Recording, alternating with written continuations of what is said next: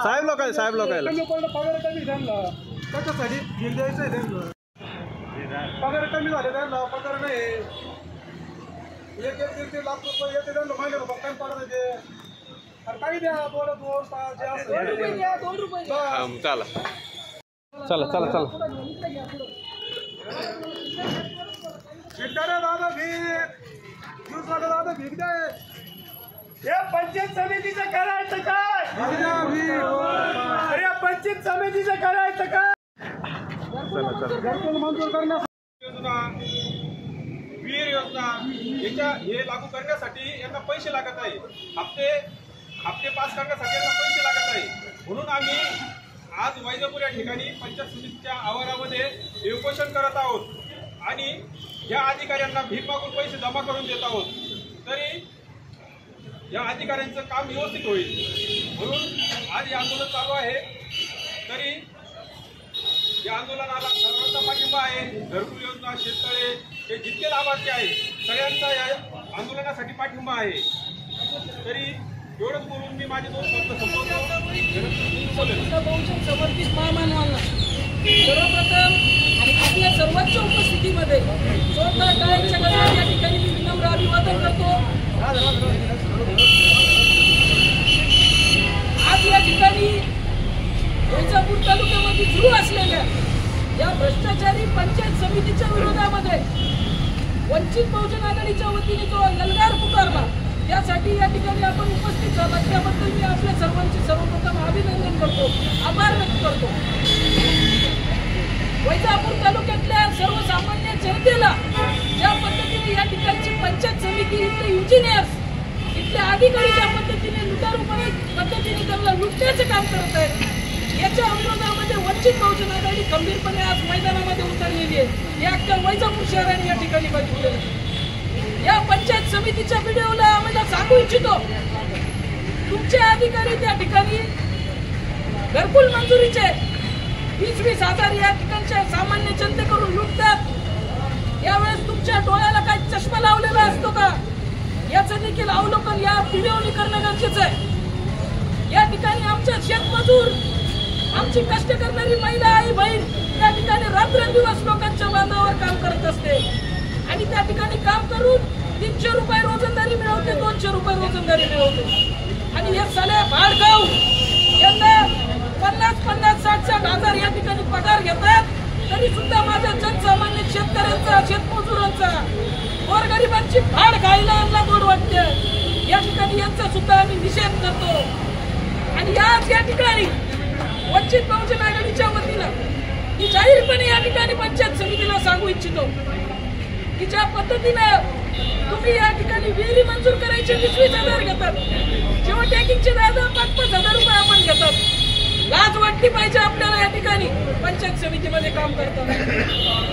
लोक या ठिकाणी शेतकरी आत्महत्या करतात, रोजंदाऱ्या मिळत नाही आणि तुम्ही त्यांच्या पैशाशिवाय इथं एक सुद्धा काम होत नाही.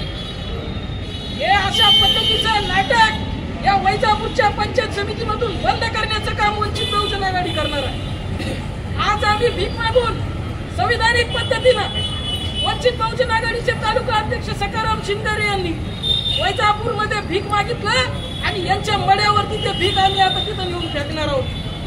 परंतु आज मी या पंचायत समितीला सांगू इच्छितो की जे कामं लोकांचे तुम्ही खोळंबून ठेवलेले आहेत पैसे वाचून, त्या तात्काळ त्या लोकांचे कामं पूर्णत्वाकडे घ्या. त्यांचा अपूर्ण निधी त्यांच्या खात्यावरती टाका. गायगोटे असतील, शेततळे असतील, घरकुले असतील, रमाई योजना असेल, प्रधानमंत्री असेल, शबरी असेल, इतर अनेक घरकुल, शेतीच्या अवजाराच्या योजना असतील, त्या तात्काळ लोकांपर्यंत पोहोचवा. अन्यथा आज वंचित बहुजन आघाडी तुम्हाला भीक जमा करून देत आहे, परंतु उद्या आम्ही भीकेचं कटोरं हातात घेणार नाही.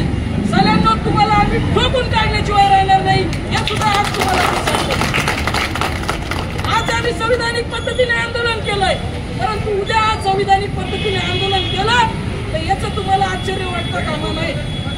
एवढीच संधी या ठिकाणी नगरपालिकेला मी देतो आणि पुढचे कामं आपली पंचायत समिती या ठिकाणी करेल आणि योग्यरित्या त्या ठिकाणी सामान्य जे लाभार्थी आहेत त्यांच्या खात्यावरती त्यांचे उरलेले जे हप्ते असतील, घरकुलाचे असतील, शेततळ्याचे असतील, विहिरीचे असतील, ते एकही रुपया न घेता त्या ठिकाणी टाकून देईल अशी अपेक्षा मी व्यक्त करतो. परंतु जर तसं कधी प्रकरण आढळलं तर वंचित बहुजन आघाडी तुम्हाला रस्त्यावरती ठोकून काढण्याशिवाय राहणार नाही. एवढंच आज या प्रसंगी बोलतो आणि थांबतो. जय भीम, जय भारत, जय शिवराय. मित्र हो, हे आज भीकमाग आंदोलन करायचं कारण असं आहे की वारंवार पंचायत समितीमध्ये येऊन इथले ग्रामसेवक लोक असेल, इंजिनियर असेल, व्हिडिओ साहेब असेल, इस्तर अधिकारी असेल, त्यांना वारंवार आम्ही सांगून गेली जे सामान्य लोक आहे गरीब, हे रमाई घरकुल योजना असेल, शबरी घरकुल असेल, प्रधानमंत्री घरकुल योजना असेल, गाई गोठे असेल, शेततळे असेल, एमर्जन्सी विहिरी असेल, हे गावापासून तर तालुक्यापर्यंत हे सगळं भ्रष्टाचार चालू आहे. हे गावातले रोजगार सेवक फोटो काढण्याचे हे गावातून एखादा घरकुलाचा फोटो काढायचा आहे किंवा विहिरीचा फोटो काढायचा आहे तर नुसता फोटो काढण्याचा हा रोजगार सेवक माझ्यासोबत हा प्रत्येक गावाला असेल तर हा लोकांकडून हजार रुपये घेतो. याला एक मास्टर काढायचा असेल तर हजार रुपये घेतो. हे रोजगार सेवक याच्या बापाची चौथ्या का रोजगार सेवकची, हे मला व्हिडिओ साहेबाला हे सांगायचं आहे.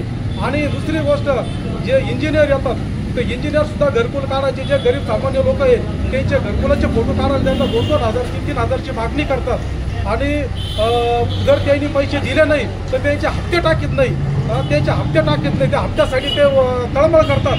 आमच्यासारख्याकडे आता आम्ही सांगतो त्यांना, साहेब त्यांचे आमचं फक्त फोन, आम्ही फोन केला का फोन घेते नाही.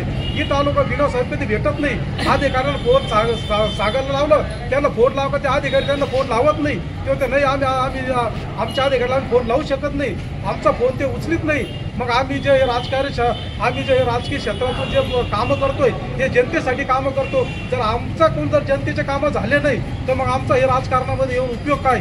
तर ह्या माध्यमातून मला जे व्हिडिओ साहेबाला एक सांगायचं आहे का तुम्ही व्हिडिओ साहेब हे तुमचे जे पंचायत समितीचे जे अधिकारी आहे, तुमचा ग्रामसेवक असेल, तुमचं इंजिनियर असेल, तुमचे रोजगार सेवक, हे तुमचंच काम आहे. ते रोजगार सेवक ग्रामसेवकला सांगून ते रोजगार सेवक आहे, हे पैसे मागणी करतात, ग्रामसेवक पैसे मागणी करतात, गावातून सरपंच सुद्धा पैसे मागणी करतात.